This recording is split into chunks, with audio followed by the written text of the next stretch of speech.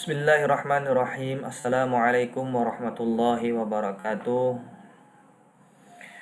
Alhamdulillahilladzi anzala ala abdihil kitaba wa lam yaj'al lahu iwaja. Wa man alaina bil hanafiyyati samhah wa lam yaj'al alaina fiha masyaqqah wala haraja.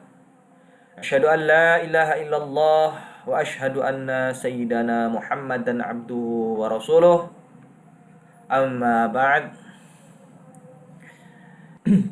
Ya, baik kawan-kawan mahasiswa sekalian yang dirahmati Allah Subhanahu wa taala. Pada kesempatan ini alhamdulillah kita dapat melaksanakan kuliah untuk pertemuan pertama kali ya, mata kuliah usul fiqh. Meskipun di tengah wabah corona saat ini yang belum tahu kita kapan usainya. Ya alhamdulillah meskipun seperti itu kita masih dapat menjalankannya dengan online atau daring. Semoga kedepannya pun kita dapat memaksimalkan sebaik mungkin perkuliahan ya satu semester ke depan nantinya. Sebelum memulai perkuliahan, mari kita sama-sama membaca Ummul Kitab agar senantiasa Allah Subhanahu wa taala melimpahkan kesehatan, keselamatan dari segala wabah. Juga kita selalu dalam naungan Allah Subhanahu wa taala dengan menjalankan segala perintah-perintahnya dan menjauhi segala larangannya. Ila hadhihi niyyah wa ala kulli a'malis salihah wa bikafaati Rasulillah sallallahu alaihi wasallam. Al-Fatihah. A'udzu billahi minasyaitonir rajim. Bismillahirrahmanirrahim. Alhamdulillahirabbil alamin arrahmanir rahim maliki yaumiddin iyyaka na'budu wa iyyaka nasta'in ghairil maghdubi 'alaihim waladdallin amin. Ya, baik kawan-kawan sekalian, sebelumnya perkenalkan nama saya Ahmad Nusabik Habibi, dosen mata kuliah Usul Fiqh ya, prodi Sejarah Peradaban Islam yang saat ini kawan-kawan sedang menjalankannya. Pada kesempatan ini, pada video ini saya akan memperkenalkan materi pertama Usul Fiqh, yaitu Muqaddimah Usul Fiqh ataupun pengantar Usul Fiqh. Insyaallah akan saya sampaikan dengan bahasa sesederhana mungkin. Jadi nanti kalau semisal kawan-kawan kurang puas atau kurang lebih mendalam ya, bisa mengeksplor di luar video ini ataupun di luar perkuliahan ini ya. Kalau ingin lebih mendalam silahkan. Juga pada video ini saya akan menyampaikan silabus atau kontrak perkuliahan selama satu semester kita ke depan. Nanti di akhir video insyaallah ini dimaksudkan untuk kawan-kawan agar lebih memahami jalannya perkuliahan selama satu semester ke depan ya. Oke kawan-kawan, pada dasarnya pertemuan ini akan saya gambarkan secara umum komprehensif usul fiqh ya. Tentunya ini apa yang saya dapatkan dari guru-guru saya, juga apa yang saya telah pelajari dari majelis-majelis formal maupun non formal. Ya di sini saya akan meneruskan apa yang saya dapatkan kepada kawan-kawan sebagai bentuk pengamalan ilmu saya kepada kawan-kawan. Juga kawan-kawan juga nanti sebagai mustami kita sama-sama membahas, belajar, diskusi bareng-bareng ya di classroom ataupun WhatsApp ya, forum perkuliahan yang kita sepakati selama perkuliahan online ini. Oke, kita langsung ke materi. Pertama, saya akan menyampaikan secara umum pendahuluan usul fiqh. Ya, kalau berbicara usul fiqh ya kawan-kawan, kita flashback bahwasanya semenjak awal periodisasi Islam yang dibawa oleh Nabi Muhammad SAW, semua perilaku kehidupan umat muslim, kaum muslimin itu aspek keseluruhannya diatur oleh syariah Islamiyah atau dalam term barat disebut Islamic law atau yang kita sebut juga dengan hukum Islam. Nah, ini definisinya bisa kawan-kawan lihat apa sih itu hukum Islam syariah. Nah, di sini Definisinya yaitu seperangkat aturan atau majmu'atul ahkam, kumpulan hukum allati sanahallahu ta'ala wa rasuluh, yang dinyatakan secara langsung oleh Allah Subhanahu wa ta'ala dan rasulnya, li'ibadihi fil kitabi wa sunnah, ya, untuk semua manusia berdasarkan Al-Qur'an dan sunnah. Jadi hukum Islam ini ya itu bersifat religius, mengikat. Semuanya diupayakan didasarkan kepada Al-Quran sebagai wahyu terakhir dan sunnah itu dari sang pembawa risalah, yaitu Nabi Muhammad SAW. Ya. Nah, setelah Nabi wafat, setelah Nabi wafat berakhirlah wahyu Al-Quran. Begitu juga sunnah. Semua perbuatan, perkataan, penetapan dari Nabi sudah berakhir ketika Nabi wafat. Sedangkan ketika setelah Nabi wafat itu problematika, permasalahan umat muslim semakin hari semakin kompleks, ya. Kalau dalam adagium para ulama disebutkan an-nusus mutanahiyah wal waqai' ghairu mutanahiyah. Bahwasanya teks atau nas syar'i itu telah berakhir. Sedangkan permasalahan, kejadian itu semakin hari tidak berakhir, artinya semakin ada. Itu yang disebutkan para ulama. Nah, kalau begitu bagaimana solusinya? Ya, seperti kita sampaikan ya, kalau tadi Nabi Muhammad SAW wafat, maka telah berakhir wahyu, begitu juga sunnah. Nah, karena ketika para sahabat umat muslim pada zaman Nabi Muhammad SAW ketika menemui sebuah permasalahan, ya, yang mana itu memerlukan hukum, langsung nanya pada Nabi, gitu kan. Nah, ketika Nabi wafat bagaimana? Nah, siapa yang mau ditanya, gitu kan. Nah, di sini dimulai zaman Khulafa Rasyidin, ya. Ini kita juga sedikit membahas mengenai sejarah pentasyariatan juga usul fiqh ini. Ya, ini juga kawan-kawan sebagai mahasiswa SPI ditujukan juga ya. Nah, ini dimulai dari zaman Khulafa Rasyidin yang diawali pemimpinnya khalifah yaitu Abu Bakar sampai Ali radhiyallahu anhu. Tadi kan kita ketahui bersama setelah wafat Nabi permasalahan terus ada, baru terus, yang mana tidak ada pada zaman Rasul. Akhirnya mereka menggunakan ijtihad, ya, atau ra'yun, pendapat, atau yang disebut juga pada masa itu disebut dengan ijma', ya, yang mana itu ketika mereka tidak menemukan dalam Al-Quran dan Sunnah untuk menghukumi sebuah permasalahan, mereka bersama-sama mengeluarkan pendapat mereka, ijtihad mereka, disebut dengan ijma'. Nanti juga ada disebut dengan analogi atau qiyas. Nanti kita membahasnya pada pertemuan-pertemuan selanjutnya.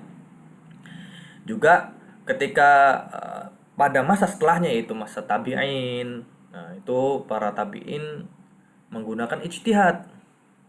Juga setelahnya tabi'in menggunakan ijtihad, pendapat. Bahkan setelahnya sampai pada masa kita saat ini, pada masa modern saat ini diperlukan yang namanya ijtihad. Jadi dalam memahami hukum syariat yang mana tadi kita tahu berdasarkan semua Al-Quran dan Sunnah diperlukan namanya ijtihad, ya.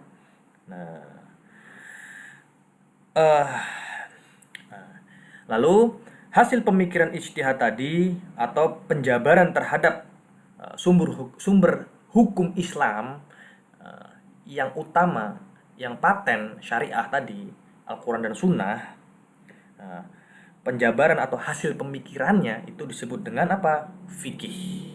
Ini fikih, ya.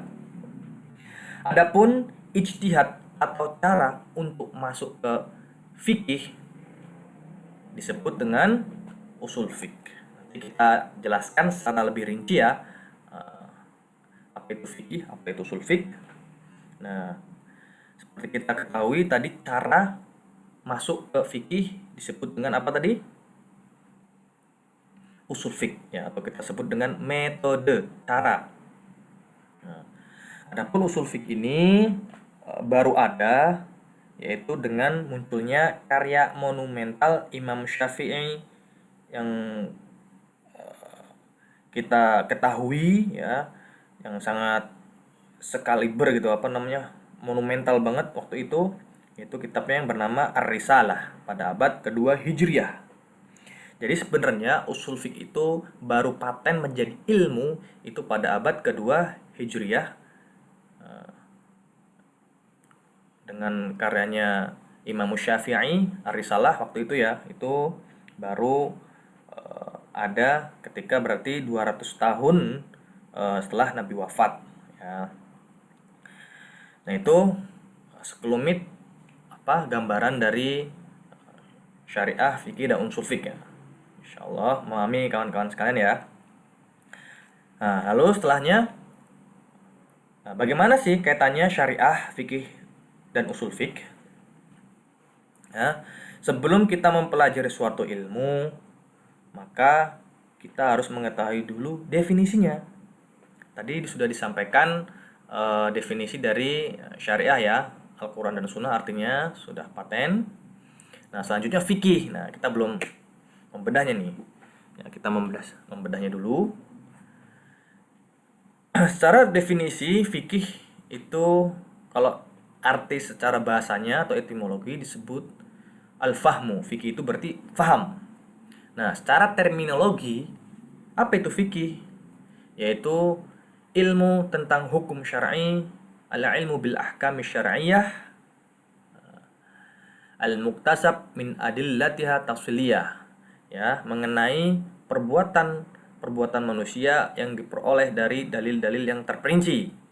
Ingat pengertian fikih. Nah, sampai sini kita pahami dulu pengertiannya. Lalu apa sih perbedaan kaitannya tadi ya, kita berbicara kaitan perbedaan syariah atau hukum Islam dengan fikih. Nah, kira-kira apa nih? Kalau syariah itu tadi kita sebutkan, tadi kan sudah kita definisinya tahu, semua yang berdasarkan dari Al-Quran dan Sunnah.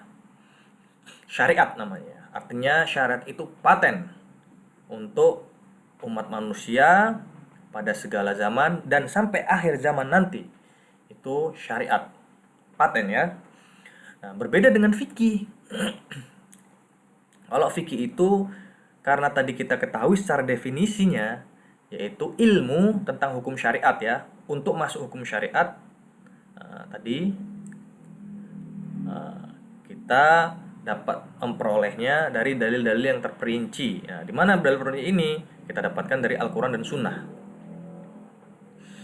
Jadi pada intinya fikih itu bisa berubah-ubah sesuai dengan perkembangan zaman ya. Ya karena kita ketahui tadi kalau misalnya permasalahan baru semakin hari, perkembangan zaman semakin kompleks, semakin ada terus kan. Tadi sedangkan nas tadi syariah sudah berakhir. Nah, ini yang dibutuhkan fikih yaitu untuk mengakomodir perkembangan zaman, harus adaptable, harus fleksibel. Jadi fikih itu fleksibel, sedangkan syariat paten, tidak bisa dirubah-rubah. Itu perbedaan dari syariah dan fikih ya. Semisal contoh. Nah, contohnya bagaimana? Semisal kalau fikih ya, kita tahu kalau semisal di Indonesia dan contohnya di Indonesia dan Saudi saja. Kalau kawan-kawan semisal pernah sholat di Masjidil Haram, itu di sana sholatnya kalau selesai sholat itu ditandai dengan satu salam dari imam kita, sholat kita. Semisal Assalamualaikum warahmatullah, itu menengok kanan, itu salam, itu berarti sudah berakhirnya sholat. Itu kalau di Masjid Haram di Saudi sana, karena mereka menganut Imam Malik. Nah, sedangkan di Indonesia ya berbeda. Ya, kita ketahui Indonesia itu banyak menganut mazhab apa? Imam Syafi'i. Kalau sholat itu harus selesainya itu ditandai dengan dua salam. Assalamualaikum warahmatullah ke kanan, Assalamualaikum warahmatullah ke kiri. Nah, itu dua salam berarti sudah selesai sholatnya. Nah, berbeda tadi kalau kita di mana di Saudi yang menganut mazhab Imam Malik itu satu salam saja cukup. Nah, ini kan artinya fikih berbeda-beda kan?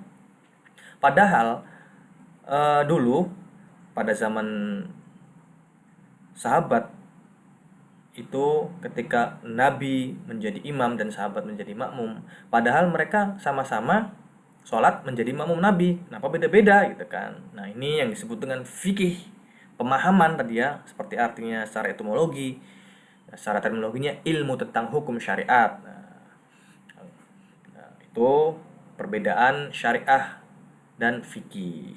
Oke. Selanjutnya, ketika kita tahu syariat, tahu fikih, nah, sekarang ya, yang penting yang kita pelajari ini yaitu usul fik. Apa sih itu usul fik? Bagaimana kaitannya dengan syariat dan fikihan? Nah, sebenarnya para ulama itu banyak sekali menjelaskan definisi usul fik sangat panjang lebar. Nah, tapi kita di sini lebih memahami secara global, secara umum dan tidak bertele-tele bahasanya ya untuk memahami usul fik itu. Di sini saya mengambil dalam karyanya Imam Baydawi, salah satu ulama usul fik Syafi'i pada abad ke tahun sekitar 1200 Masehi atau abad tujuan itu mendefinisikan bahwasanya usul fik adalah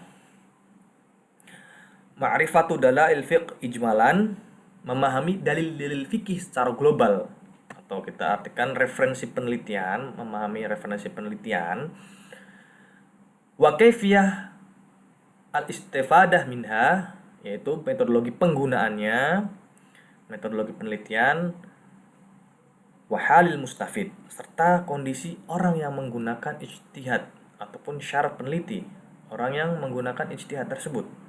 Nah, jadi di sini kita ambil kesimpulan bahwasanya usul fik itu memahami, mengetahui tiga ilmu. Pertama, bagaimana memahami dalil-dalil fikih secara global. Terus bagaimana cara metodologi menggunakannya. Nah, metodologi menggunakannya maksudnya sumber hukumnya nanti kita mempelajari berkaitan dengan sumber hukumnya dari mana, diambil dari mana. Misalnya dari Al-Quran dan Sunnah, nanti ada ijma' dan kias sebagai muttafaq alaih yang disepakati oleh para ulama untuk mengambil hukumnya. Juga ada nanti yang mukhtalaf seperti sadud dzara'i, ada juga seperti maslahah mursalah, syarat maqablana. Nanti kita pelajari bersama-sama pada pertemuan selanjutnya. Juga yang ketiga kondisi orang yang menggunakan ijtihad. Di orang-orang siapa sih yang mempunyai kapasitas sebagai orang yang bisa berijtihad? Nah, itu. Ini nanti kita pelajari juga pada pertemuan selanjutnya. Jadi intinya usul fiqh itu mempelajari tiga ilmu ini ya. Nah, jadi kaitannya dengan fikih, seperti kita ketahui kalau fikih itu berkenaan dengan hukum syariat yang diambil dari dalil-dalilnya. Nah, untuk menuju ke sana dibutuhkan yang namanya usul fiqh. Nah, dengan tiga ilmu tadi. Ya. Masih bingung? Oke, kita langsung coba misal kita gambarkan seperti ini, kita contohkan ya. Ya, di sini contohnya pada gambar ini kita contohkan adalah kewajiban sholat ya. Contoh sederhana ya.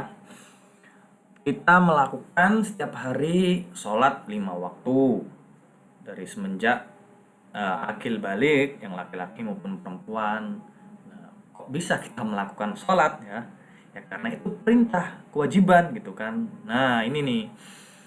Nah, maka di sini kita ketahui bahwasanya kewajiban sholat itu maka disebut dengan fikih. ya. Kewajiban sholat disebut dengan fikih. Tadi sebagaimana kita ketahui definisinya adalah ilmu tentang hukum syar'i yang diperoleh dari dalil-dalilnya yang terperinci. Bahwasanya hukum sholat itu wajib karena dalilnya wa aqimus sholah. Ya, kita banyak sekali menemukan dalam ayat-ayat Al-Quran itu redaksi wa aqimus sholah. Nah itu berarti intinya adalah fikih itu adalah kewajiban sholat karena diambil dari dalilnya yaitu wa aqimus sholah kan. Nah, kok bisa kita tahu kalau misal aqimus sholah itu perintah untuk sholat? Nah, ini bagaimana kita cara mengetahuinya kan? Nah, proses ini disebut dengan ijtihad untuk masuk mengetahui kewajiban sholat ini. Nah, kok bisa redaksi ayat Al-Quran aqimus sholat itu kok kewajiban sholat ya gitu kan? Nah, dalam usul fiqh atau metode untuk memahami ayat ini ya, dalam usul fiqh ada namanya hukmu taklifi yang mana disebutkan di situ ada al-amru perintah, ada larangan, ada makruh, ada sunnah ya, dan mubah. Nah, kalau di sini ini larangan maksudnya anjuran untuk melaksanakan atau perintah al-amru. Kalau dalam bahasa Arab disebut fi'lul amri ya. Fi'lul amri, perintah. Nah, berarti kita tahu kalau perintah ini adalah metode atau cara untuk mengetahui dalil-dalil tersebut ya. Kalau itu tuh perintah gitu kan. Nah, itu disebut dengan usulul fiqh. Usul fiqh ya. Ya, jadi kesimpulannya kita tahu bahwasanya hukum sholat itu adalah wajib karena dalil ayat Al-Quran wa aqimus sholah. Nah, bagaimana aqimus sholah itu jadi wajib? Ya, karena dalam ayat itu disebutkan aqimu, ya kan? Aqimu. Ya, cara kita untuk mengetahui bahwasanya itu aqimu itu menggunakan dalam kaidah ilmu usul fiqh itu ada anjuran perintah yaitu al-amru. Nah, itu kan fi'lul amri. Nah, itu disebut dengan usul fiqh. Nah, jadi kalau misalnya kita lebih terperinci lagi, jadi kalau semisal ada namanya nasi goreng ya, nasi goreng itu adalah bahan jadinya, yaitu hukumnya bahan jadinya hukumnya itu adalah fikih ya, nasi gorengnya itu fikih. Nah, untuk ke fikih ini diperlukan bahan-bahan. Nah, ini bahan-bahan ini wahyu ya, wahyu dari Al-Quran tadi. Semisal ayat-ayat Al-Quran wa aqimus sholah, ada juga dari hadis Nabi shollu kama ra'aitumuni usolli gitu kan. Nah, untuk menjadikan bahan mentah ini menuju masakan, maka diperlukan proses masak. Masak ini diperlukan ijtihad kalau kita dalam usul fiqh. Nah, itu yang disebut dengan usul fiqh itu. Proses memasaknya itu yaitu dengan menggunakan usulul fiqh ya. Bagaimana kok bisa itu aqimu bisa jadi perintah? Karena filul amri gitu kan. Nah, gitu. Jadi ini contoh sederhana dari proses dari pembentukan hukum ya, dari wahyu yang yang diketahui. Ya, jadi kita ketahui bahwasannya usul fiqh itu yaitu cara atau metodologi untuk memahami atau untuk masuk ke fikih dari dalil-dalil terperinci tersebut ya. Ini ya. Jadi kita sebagai orang awam, sebagai orang yang ya boleh dikatakan ya jauh lah dibandingkan para ulama-ulama terdahulu, itu kalau kita apa-apa menghukumi segala sesuatu apalagi di zaman saat ini langsung ngambil Al-Quran dan langsung harus berdasarkan Al-Quran dan Sunnah menghukuminya, itu kita tidak bisa atau bukan makom kita, kapasitas kita di situ gitu kan. Nah, karena kenapa? Karena dalam hal ini diperlukan sekali, ya bukan dalam hal sholat juga ya, banyak sekali hal-hal berkaitan fikih yang mana itu perlu metodologinya, diperlukan ilmu lain yaitu seperti bahasa Arab ya. Nah, kita jangankan kita ya, orang Arab, orang yang berilmu ya,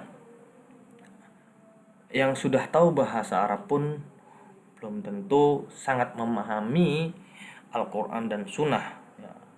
Kadang mereka juga berbeda-beda, apalagi kita ya, sekali bersahabat saja berbeda apalagi kita. Nah, contohnya sholat ini saja ya, kita ketahui bahwasanya para sahabat dulu menjadi makmum dari Nabi sebagai seorang imam ya, imam sholat. Ketika Nabi wafat, sampai masa Imam Malik saja, pada Imam Malik sama Imam Syafi'i sampai ke zaman mereka itu sudah berbeda cara sholatnya kan. Nah, memahami perintah itu mereka saja berbeda-beda gitu kan, padahal mereka tahu bahasa Arab, apalagi kita yang boleh dikatakan benar-benar ya bukan makomnya lah. Nah, sehingga di sini usul fiqh itu bagaimana kita bisa mengkompromikan para pendapat para ulama ini, bahkan para ulama berusaha ya menurunkan itu tadi, misalnya perintah dari wahyu menjadi sebuah hukum yang kemudian kita laksanakan. Nah, seperti apa misalnya sholat wajib itu kan. Nah, proses dari wahyu menjadi hukum yang kita laksanakan sehari-hari itu maka disebut dengan usulul fiqh. Nah, itu sepotong contoh dari gambaran usulul fiqh sampai akhirnya menjadi definisi yang tadi kawan-kawan sudah pahami bersama. Selanjutnya, urgensitas usulul fiqh ya, atau pentingnya usulul fiqh ya. Kenapa sih usulul fiqh itu penting ya? Apalagi dalam dunia yang berkembang ini, perkembangan zaman di dunia kontemporer saat ini ya. Ya, ini ada 4 poin kita baca bersama, bahwasanya usul fiqh merupakan instrumen utama dalam pembentukan dan pengembangan hukum Islam. Sebagaimana kita sampaikan tadi sebelumnya, bahwa dalam perjalanan syariat ya, secara sejarah, secara historis, setelah wafatnya Nabi ya, setelahnya para tabi'in sampai hingga zaman modern saat ini, semua aktivitas untuk mendekat atau untuk memahami hukum Islam yaitu dengan ijtihad, dengan usulul fiqh ya. Tidak bisa kita lepas dari yang namanya ijtihad. Apalagi kita hidup di masa 1400 tahun setelah wafatnya Nabi ya. Kita tidak bisa langsung menghukumi apa yang ada pada zaman modern ini dengan langsung melihat Al-Quran, membaca lalu menghukumi ya. Maka diperlukan metodologi, yaitu memahami dalil-dalil syar'i, yaitu dengan juga mengikuti para ulama ya, yang tadi kita tahu definisi usul fiqh, memahami metodologinya, memahami cara memahami dalil, dan juga kita mengikut al-mustafid ya, atau yang disebut dengan mujtahid ya. Itu poin pertama. Yang kedua, memahami cara para imam memahami hukum Islam ya. Karena dengan mempelajari usul fiqh kita tahu bagaimana para imam madhab memahami hukum Islam ya. Semisal kita tahu perbedaan Imam Malik ya, banyak sekali sebenarnya perbedaan-perbedaan para imam berkaitan apapun ya. Semisal kita yang sangat mencolok adalah perbedaan yang saat ini kita temui berkaitan dengan kunut ya. Nah, ini sudah ada dahulu bahwasanya Imam Syafi'i menyunahkan kunut, sedangkan Imam Malik tidak menyunahkan kunut. Nah, ini sudah ada perbedaan di sini. Sehingga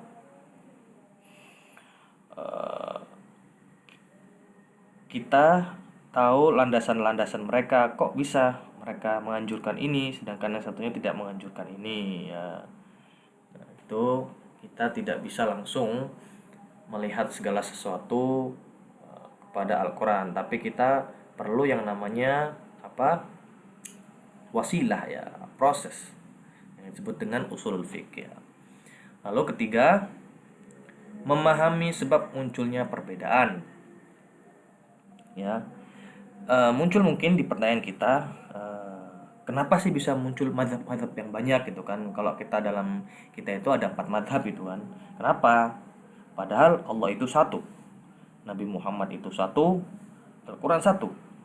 Kenapa sih kita tidak pakai mazhab Rasulullah saja kan?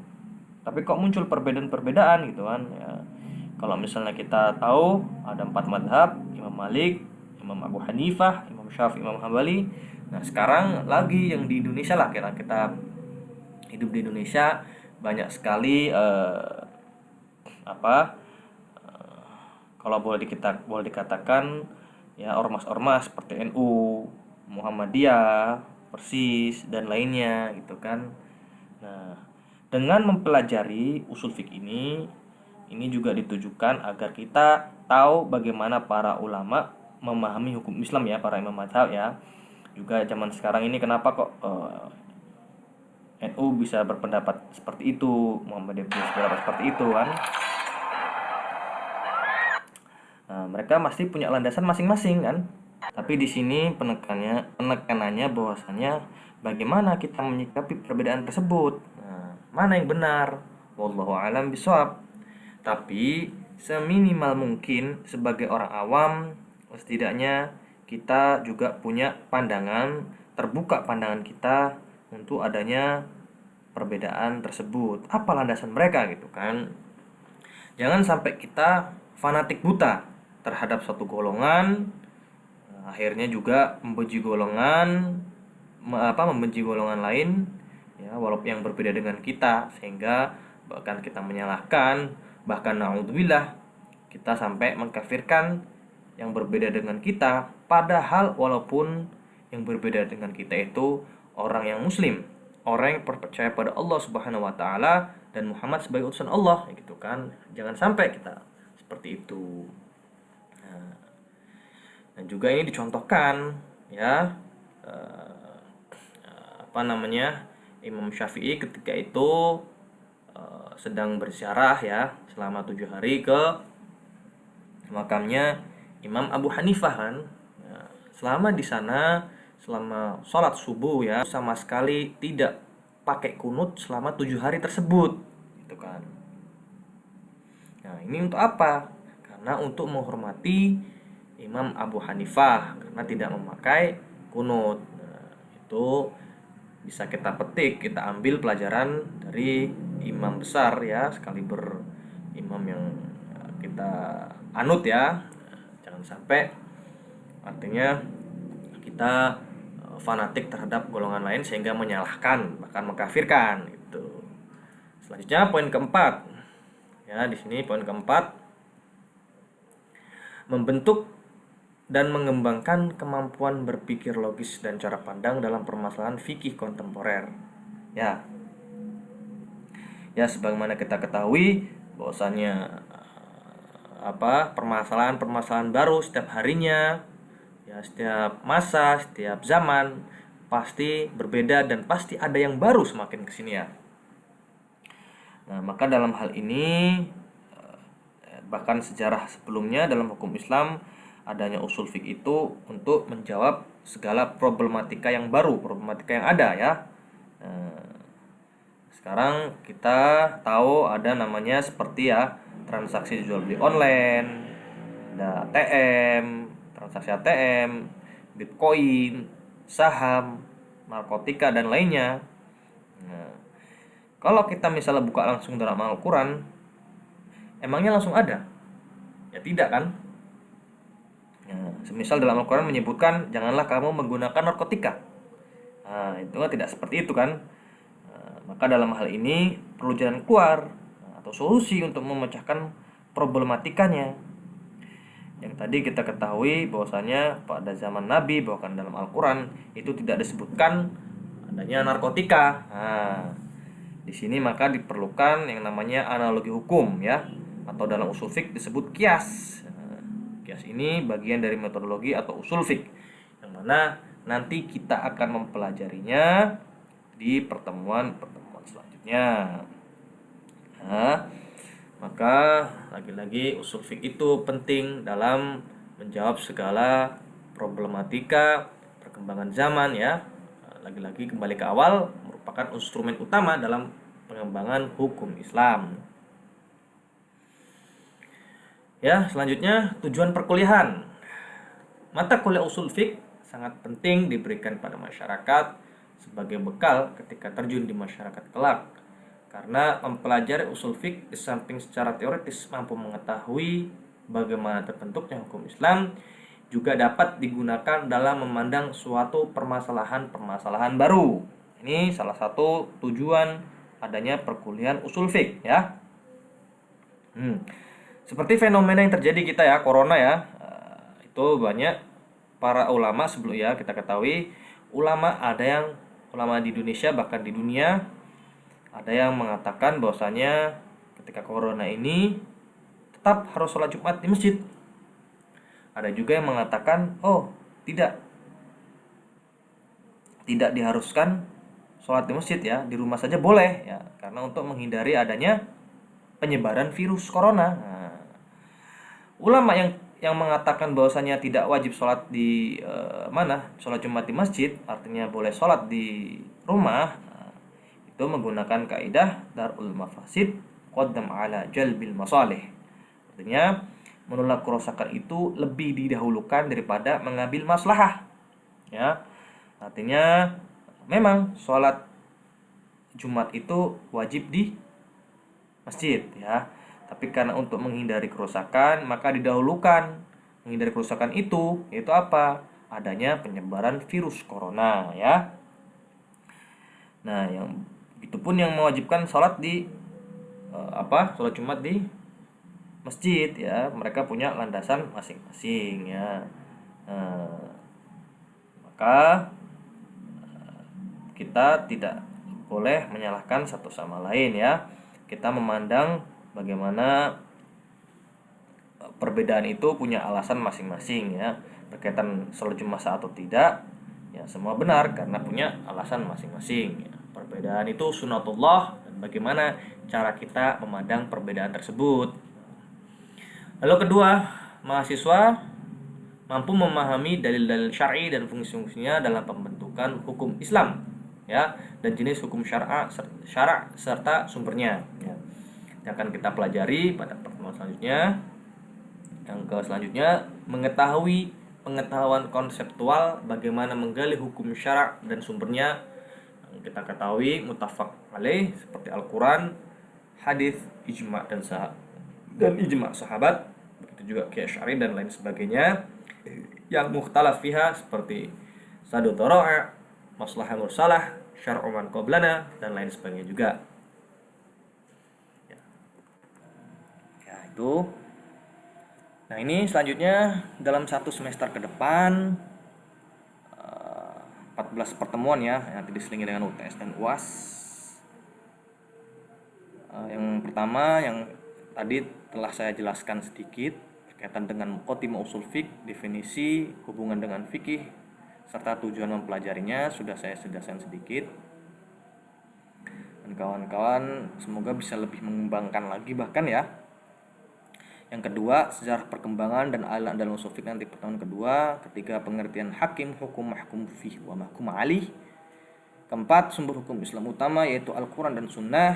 Kelima, al-ijma' sebagai landasan hukum. Keenam, al-qiyas sebagai landasan hukum istihsan. Kedelapan, maslahah mursalah. Kedelapan, sada'ud dzari'ah. Kesepuluh, istishab. 11, al-urf. 12, ijtihad, ittiba' wa taklid. 13, maqasidus syariah. Yang ke-14 terakhir, qawaid fikih atau kaidah-kaidah fikih.